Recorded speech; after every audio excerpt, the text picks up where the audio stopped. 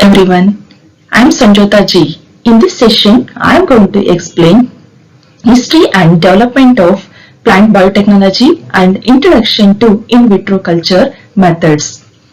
Prior to study history of plant tissue culture, let's talk about how the plants play a vital role in our life. They directly supply 90% of human calorie intake and 80% of protein intake. They also provide vegetables, fruits, amino acids, cereals, proteins, etc. The science of plant tissue culture is historically linked to the development of cell and cell theory. Cell is able to undergo totipotency. In higher organisms, the development of multi-organed or multicellular body is due to the presence of totipotency nature in cell. The number of plant scientists have started different plant tissue experiments and plant biotechnological experiments to produce most endangered species of plants. Let me explain history of plant tissue culture. It was started in 10,000 BC and grafting of vegetative propagation was performed during that period.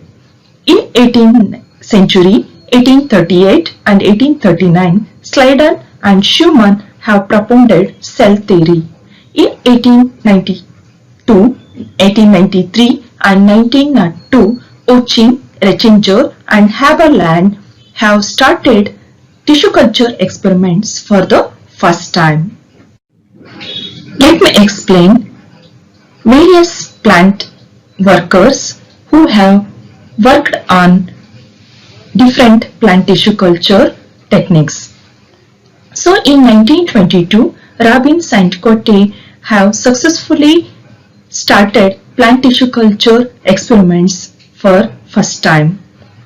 In 1928 and 26, Wendt and Kurosawa discovered plant hormones for the first time. In 1934, White and Godred successfully adopted in vitro cultivation techniques, and the same scientists have developed organogenesis and plant regeneration. Later, in 1953 onwards, plant biotechnology was developed, and in 1953, Tuleke he has introduced the haploid technique for the first time and produced haploid plants. In 1954, Muir and his workers introduced suspension culture, which is called as liquid culture, used for the culturing of single cells. In 1957, Skoog and Miller identified growth factors for in vitro cultivation of plant cultures. Protoplast culture was successfully done for the first time by Cocking in 1960. In 1966, Guha and Maheshwari have developed haploid embryo production. Later, transgenic plant production was established by different plant workers. In 1982, Krenz and workers have started protoplast transformation. Agrobacterium mediated transformation was the well-known plant transformation technique which was started by Wickham and co-workers in 1983. Later, plant transformation via particle bombardment was carried out by Klein and co-workers in 1987.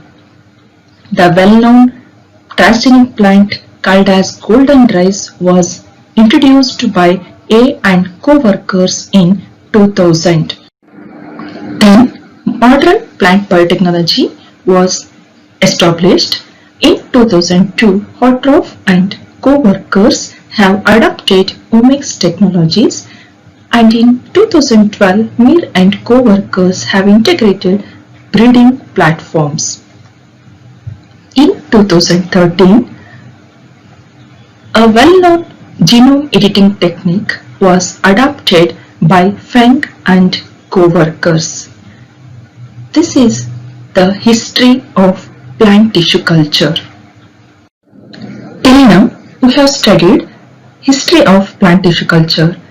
Let us learn what is the definition of plant tissue culture, what are the steps involved in the tissue culture technique, and some terminologies.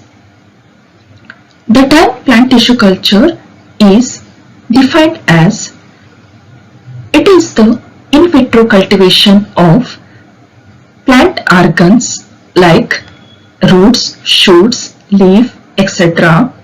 on suitable nutrient medium under aseptic condition. The German plant physiologist Gottlieb Haberlange has started plant tissue culture technique for the first time in 1898 by using palisade parenchyma cells of leaves, and he succeeded in that experiment, and hence he is called as a father of plant tissue culture. Let us study some terminologies.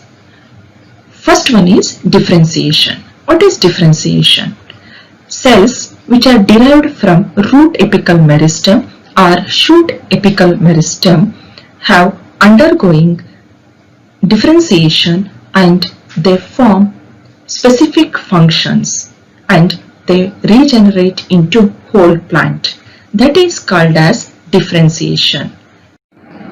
Next term is dedifferentiation.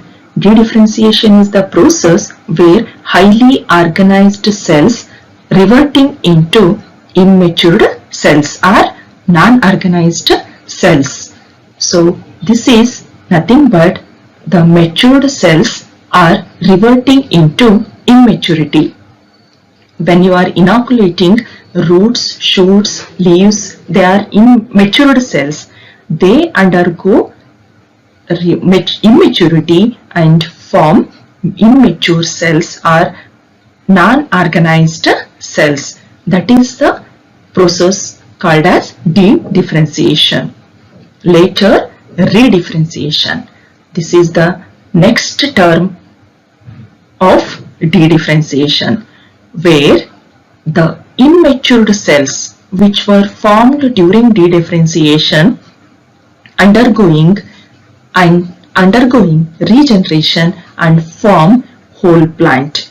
Okay, so redifferentiation is nothing but the immaturity or unorganized cells are formed to organized cells. Next term is regeneration. Regeneration is formation of whole plant from the plant cells. Okay, so next term is organogenesis. The name itself indicates this is formation of different organs like roots, root formation, shoot formation, leaf formation, that all takes place in organogenesis process, and the organogenesis can be of adventitious origin or de novo origin. Adventitious origin, what is this?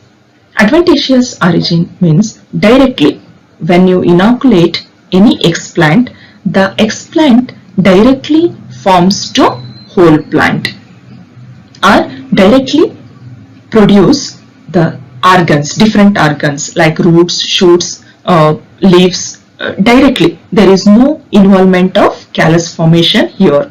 That is called as adventitious origin. Another one is there, that is de novo origin. De novo origin is nothing but callus formation is involved. That is dedifferentiation occurs, later redifferentiation takes place. So organogenesis can be of two types, adventitious origin or de novo origin. Next term is totipotency. This term we have already discussed in the previous slides. Totipotency is the ability of a cell to form whole plant. That is the definition of totipotency. Next, we will study what are the techniques involved in the plant tissue culture. First of all, what we have to do? We have to take mother plant, healthy. It must be healthy mother plant. We have to select that type of plant. Later, from the plant, we have to separate explant. Explant is the term which is used to refer the plant organs. Any of the plant organs which you are taking for the plant tissue culture technique is called as explant. After separation of explant from the healthy mother plant, washing is necessary. Why we have to wash? It is necessary to wash the explant because many of the dust particles may be present on that and many of the microorganisms are present on that. So you have to remove all the dust particles and microbes which are present on the explant. Hence, washing is must. So, washing explant in tap water. First, you must wash with tap water. Later, you must wash in soap water, and antiseptic solution is also used to remove some of the microbes present on the explant. Later, after washing with tap water, soap water and antiseptic solution, later you have to rewash that explant in distilled water. After rewashing with distilled water, you have to use chemical solution for the surface sterilization. Surface sterilization is the process where you are removing whatever the dust particles or microbes present on the explant will be removed by using chemical solution. Next step in the plant tissue culture technique is transferring of explant into laminar airflow cabinet. Laminar airflow cabinet is the one of the transferring area where you have to perform all your tissue culture experiments. So, after surface sterilization of explant, you must transfer that into laminar airflow cabinet. Again, surface sterilization is necessary. That is done by sodium hypochlorite. After treating sodium with sodium hypochlorite, rinsing in distilled water for 3 to 4 times, because sodium hypochlorite you have to remove from the explant. So you have to rinse the explant by using distilled water for 3 to 4 times.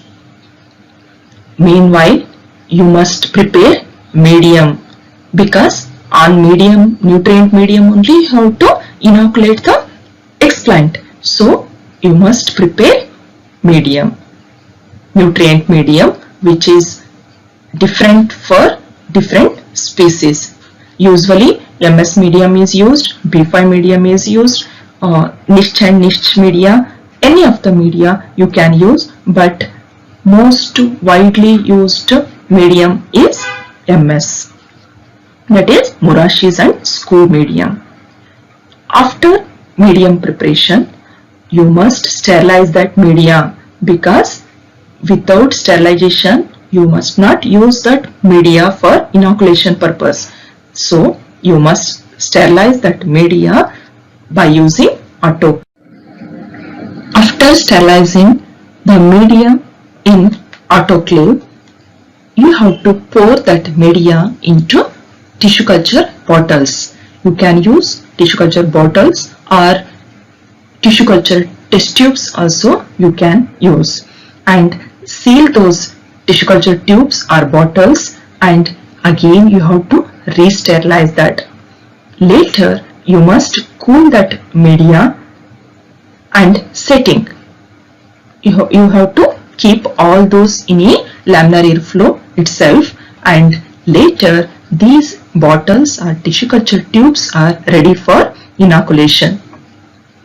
Which is the explant which you have to inoculate here, which you have surface sterilized in the previous steps. Okay, so those previously sterilized explants are placed in a laminar airflow itself, and there only you have to inoculate these previously sterilized explants on the nutrient.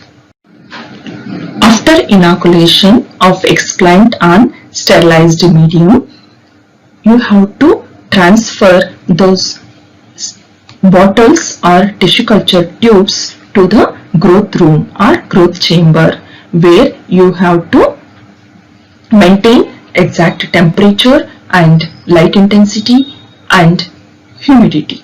Okay, so here you have to maintain 3 to 6 weeks. After 3 to 6 weeks, you will get bunch of in vitro shoots. These in vitro shoots are separated from the explant, and you must subculture them. What is subculturing?